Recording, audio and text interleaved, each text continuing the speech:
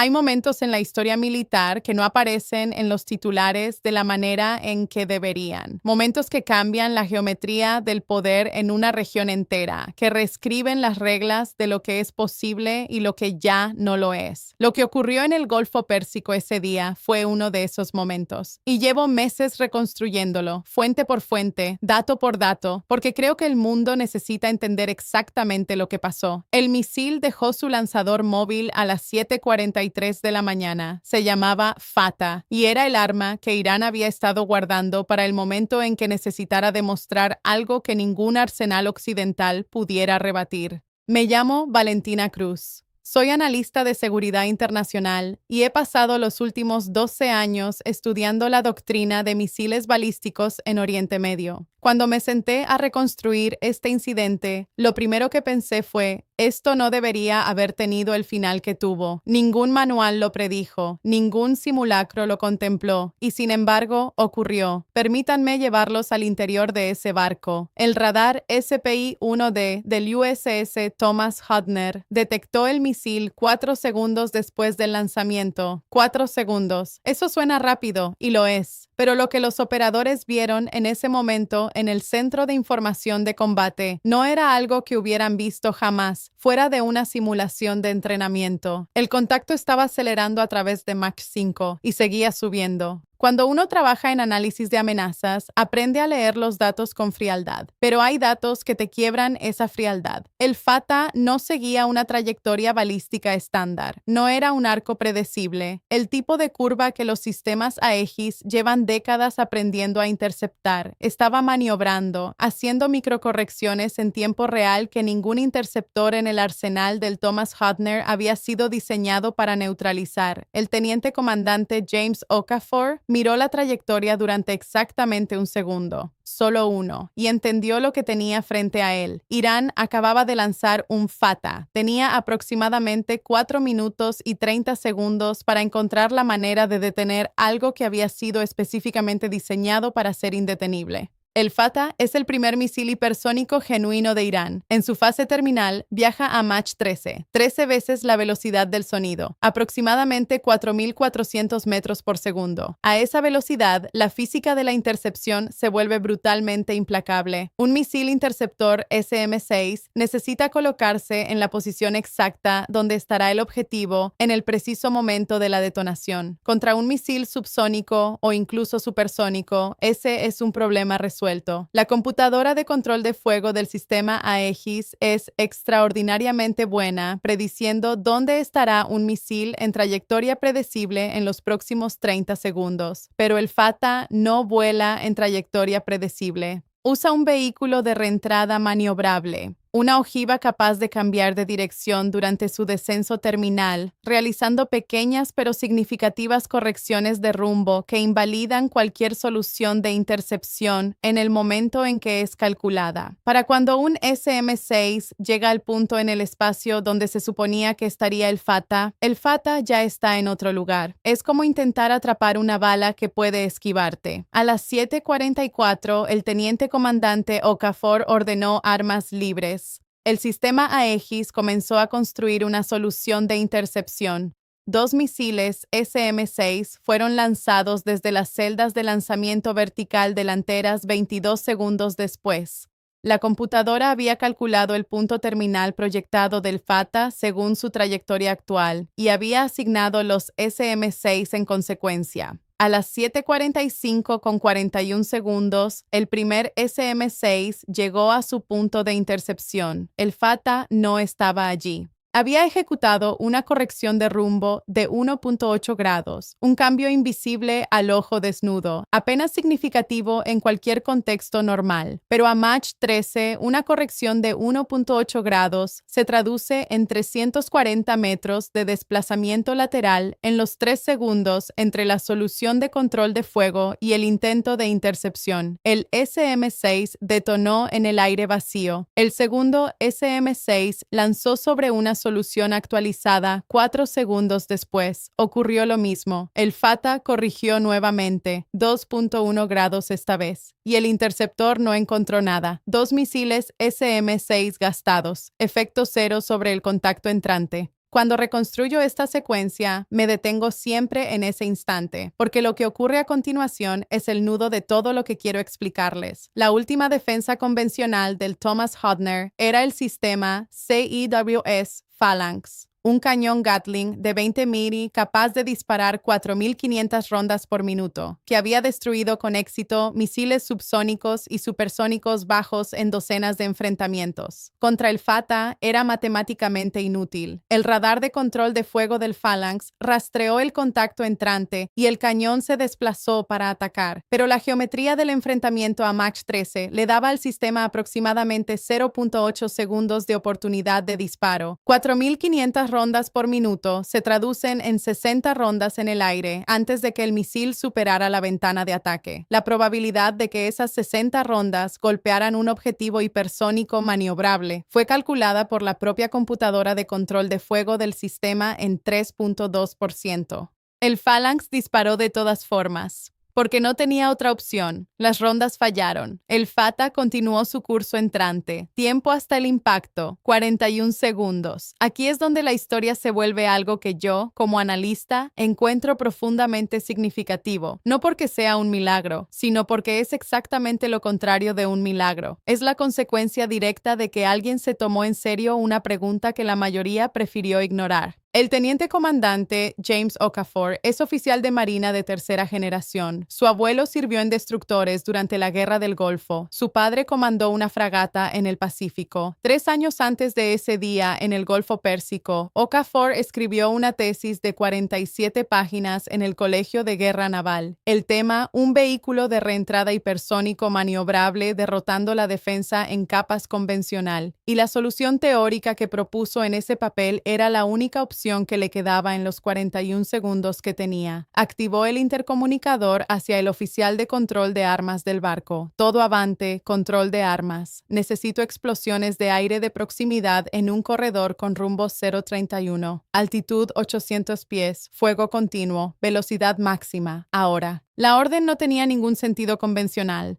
El cañón naval Mark 45 del Thomas Hodner es un arma de ataque a superficie. Está diseñado para golpear barcos y objetivos en tierra, no para derribar misiles. Pero Okafor no estaba intentando derribar el Fatah. Estaba intentando hacer algo que jamás había sido intentado operacionalmente en la historia de la guerra naval. Estaba intentando construir una muralla. Una ronda de proximidad de 5 pulgadas no necesita golpear directamente su objetivo. Detona cuando su espoleta detecta un objeto sólido dentro del radio de fragmentación letal, aproximadamente 15 metros. Y cuando detona, envía miles de fragmentos de acero de alta velocidad expandiéndose en todas las direcciones a velocidades superiores a 1.500 metros por segundo. Una sola detonación de proximidad crea una esfera de fragmentación de aproximadamente 30 metros de diámetro que existe durante una fracción de segundo antes de que los fragmentos se dispersen. Una detonación no es suficiente para detener un misil hipersónico, pero el Mark 45 puede disparar 20 rondas por minuto en modo de fuego sostenido, y si esas rondas están correctamente temporizadas y con espoletas calibradas, cada una detonando a la altitud y rumbo precisos donde el Fatah debe pasar, no crean una sola esfera de fragmentación, crean un corredor, una columna de eventos de fragmentación superpuestos a través de la cual el Fatah tiene que volar. El equipo de control de cañón del Thomas Hodner llevaba combinados 47 años entrenando en el Mark 45. El suboficial de artillería de primera clase, Marcus Webb, estableció los parámetros de espoleta en 11 segundos. El cañón comenzó a disparar a las 7:46 con 31 segundos. 20 rondas por minuto. Espoletas de proximidad. Rumbo 031. Altitud 800 pies. 10 segundos de fuego continuo. 200 rondas en el aire, temporizadas y configuradas, llenando un corredor de 40 metros de ancho y 200 metros de largo directamente en la trayectoria de un misil, viajando a 4.400 metros por segundo. El Fatah entró al corredor a las 7:46 con 44 segundos. A Mach 13 atravesó esos 200 metros en aproximadamente 0.045 segundos. En ese intervalo de tiempo, pasó a través de 17 eventos de fragmentación superpuestos. Las primeras 6 detonaciones produjeron fragmentos que fallaron el armazón por completo. El FATA era pequeño y las esferas de fragmentación no estaban perfectamente centradas. La séptima detonación colocó un conjunto de 8 fragmentos dentro del radio letal del conjunto de aleta de guía izquierda del misil. 4 fragmentos penetraron el alojamiento de la aleta a velocidades superiores a 800 metros por segundo. La aleta en sí no fue destruida, fue dañada. 2 de sus 4 superficies de control quedaron destrozadas y el actuador que controlaba la tercera fue cortado. El sistema de guía del FATA detectó inmediatamente la respuesta de control asimétrica e intentó compensar, comandando a las superficies de control restantes que corrigieran. Pero las superficies restantes no podían generar suficiente fuerza para superar el desequilibrio aerodinámico creado por el conjunto destruido a Mach 13. El misil comenzó a guiñar, lentamente al principio, luego más rápido, el guiño convirtiéndose en giro a medida que las fuerzas aerodinámicas superaron la capacidad del sistema de guía para mantener un vuelo estable. A las 7:46:52, el FATA impactó la superficie del Golfo Pérsico en un ángulo de 67 grados, 194 metros a babor del Thomas Hodner. La ojiva detonó al impactar el agua. La explosión lanzó una columna de agua de 60 metros al aire. La onda de presión sacudió el Thomas Hodner con suficiente fuerza como para derribar a 2 tripulantes en el pasillo fuera del centro de información de combate. Cada ventana del ala de puente de babor se destrozó por la sobrepresión. Un incendio se declaró en un compartimiento de almacenamiento en el costado de babor por un fragmento que viajó 194 metros por el aire tras la detonación de la ojiva y penetró el casco sobre la línea de flotación. El incendio fue extinguido en 4 minutos y 17 segundos. Ningún miembro de la tripulación murió. 3 recibieron atención por laceraciones de vidrio roto. El Thomas Hodner estaba operacional. En el Centro de Información de Combate, el teniente comandante Okafor no celebró. Tomó el circuito hacia el capitán e hizo su informe en 11 palabras. Amenaza neutralizada, incendio en babor bajo control, 3 bajas no críticas. Luego se volvió hacia su oficial de guerra electrónica y formuló la única pregunta que importaba ahora. ¿De dónde vino? La firma de lanzamiento del FATA había sido capturada por los sensores pasivos del Thomas Hodner en el momento en que el misil abandonó su lanzador. El lanzador móvil había sido posicionado en un promontorio costero en el continente iraní con vista al Golfo Pérsico, una posición de disparo elevada elegida para maximizar la línea de visión del FATA hacia los objetivos en el Golfo. Los lanzadores móviles se mueven después de disparar. Esa es su principal ventaja defensiva. Dispara y reubícate antes de que el enemigo pueda responder. La tripulación del CGRI había entrenado exactamente para esto y comenzó a moverse en el momento en que el misil fue lanzado. Tenían una ruta de reubicación planeada y una posición secundaria 6 kilómetros más lejos. Tenían 47 segundos de ventaja antes de que el Thomas Hodner comenzara a construir su solución de respuesta. 47 segundos no fue suficiente. 2 misiles de crucero BGM-109 Tomahawk fueron lanzados desde las celdas de lanzamiento vertical del Thomas Hodner a las 7:49.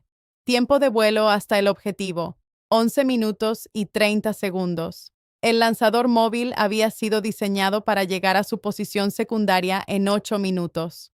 Alcanzó el punto medio de su ruta de reubicación a las 7:54, cuando llegó el primer Tomahawk.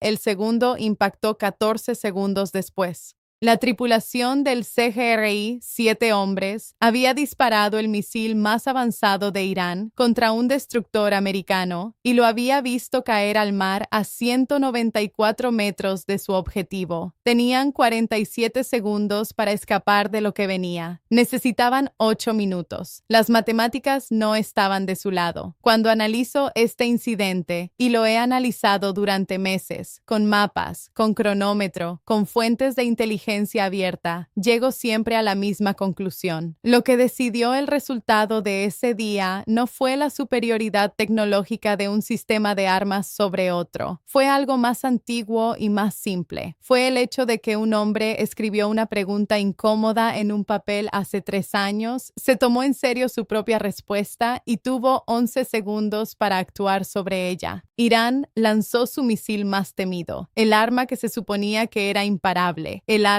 específicamente diseñada para derrotar cada capa de la defensa naval americana, la que Irán había estado guardando para el momento en que necesitara algo que nada en el arsenal de la Marina de los Estados Unidos pudiera detener. Cayó al Golfo Pérsico a 194 metros de su objetivo, y la respuesta de América ya estaba en el aire antes de que la columna de agua terminara de caer. Esto es geopolítica real, no la que aparece en los discursos, la que se escribe a 4.400 metros por segundo, a 60 metros bajo el agua y en 47 segundos de diferencia entre vivir y no volver.